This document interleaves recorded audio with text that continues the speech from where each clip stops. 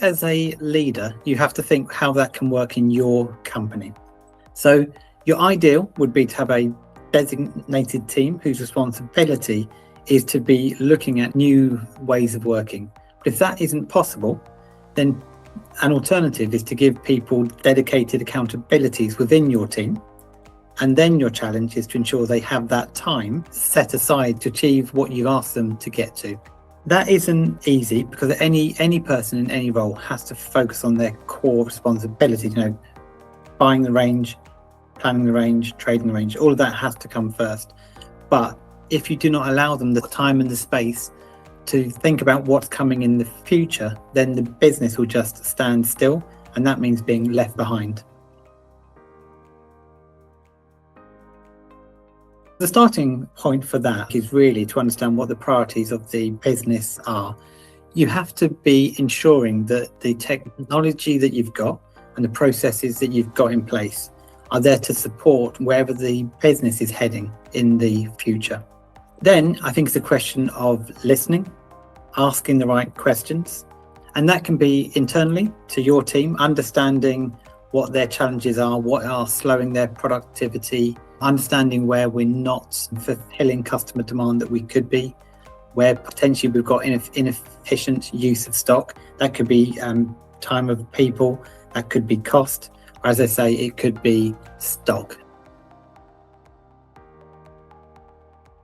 The makeup of any extra team is really important because it has to have people who've, in my mind, have got recent experience of those challenges, and are also close to the actual people who are living the challenges.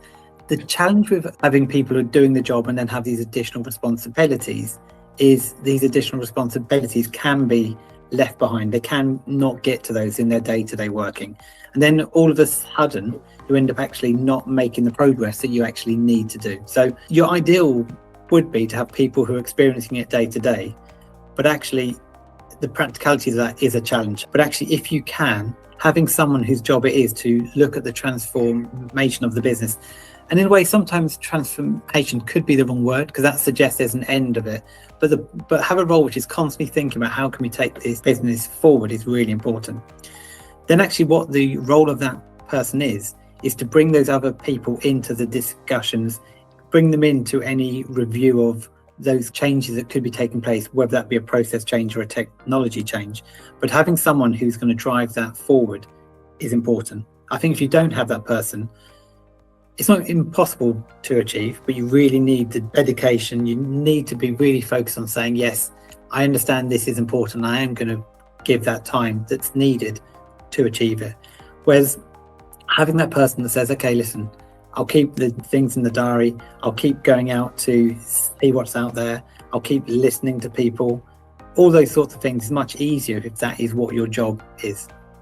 And a good leader has to ensure that time is created, time is put aside to do the things that will take the business forward. If you can spend the time on thinking about how to take the business forward, it will create time in the future for your team. So it's really important that you do that, but you have to ensure that you're allowing the teams that time to create it. It could be that for a period of time, you have to accept that certain things can't be done as often as they were being done, or perhaps to the same level of detail. So identifying where people can save time, so therefore create time to do these other jobs, is important.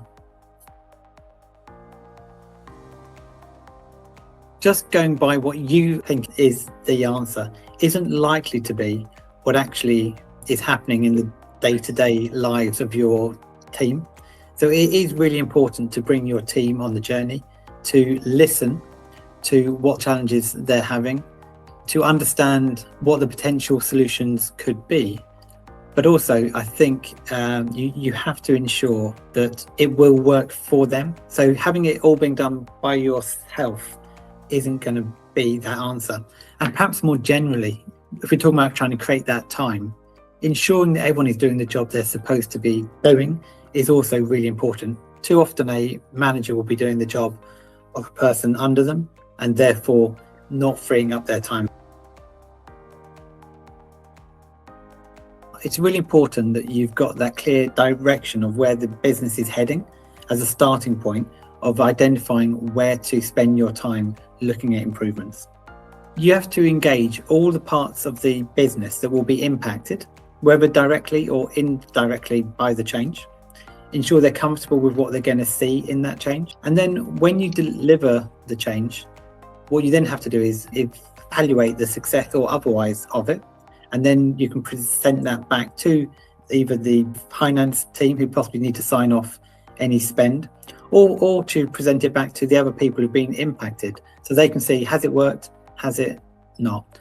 And if it hasn't worked, that is absolutely fine. You've probably learnt a reason why it hasn't worked, and that should then also filter into then your forward planning. Do you need to discard that idea, or can it be improved?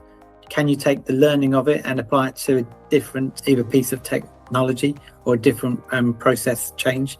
So everything has value, even if it hasn't been a successful trial. Keep trialing new ideas, new ways of working. It could be trialed on a team, it could be trialed in a process. It's important to do little and often if you can.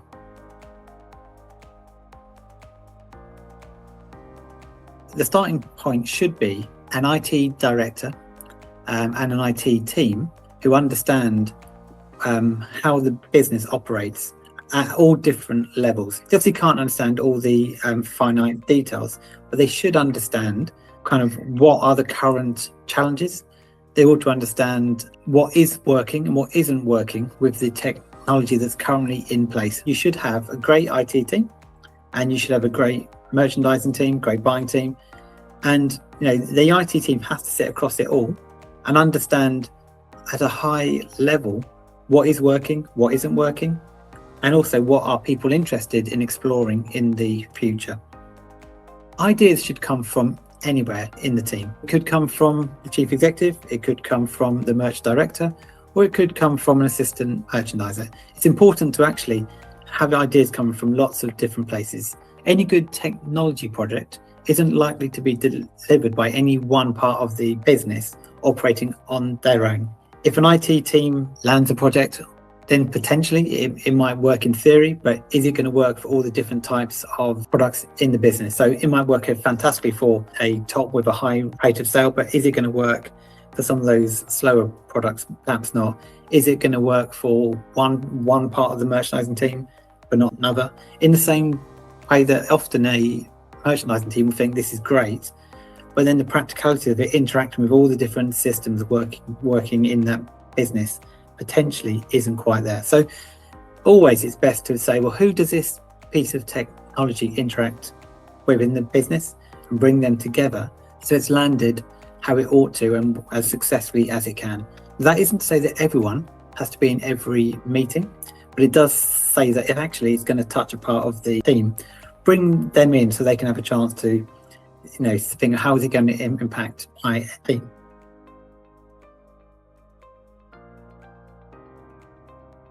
Any team is likely to have change champions, people who enjoy that part of it, people who embrace the change, people who are always willing to give new technology or a new process a go.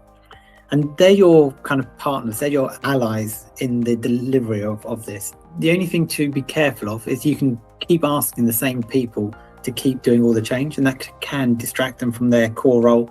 You have to show them evidence of things being better with the change. So this is where it's important to have evidence of the outcomes to give them confidence. And when it's landed on their teams, it's then important to go back and review what it means for them, because it's easier to say, listen, this change is going to deliver X, Y, and Z, but until they see it happening on their products, on their department, they won't be bought into it. And it's almost certain, because every time you land a piece of technology or a change, normally it works 80% of the time, and there's maybe 20% that you've got to kind of review how you're using the technology to deliver it.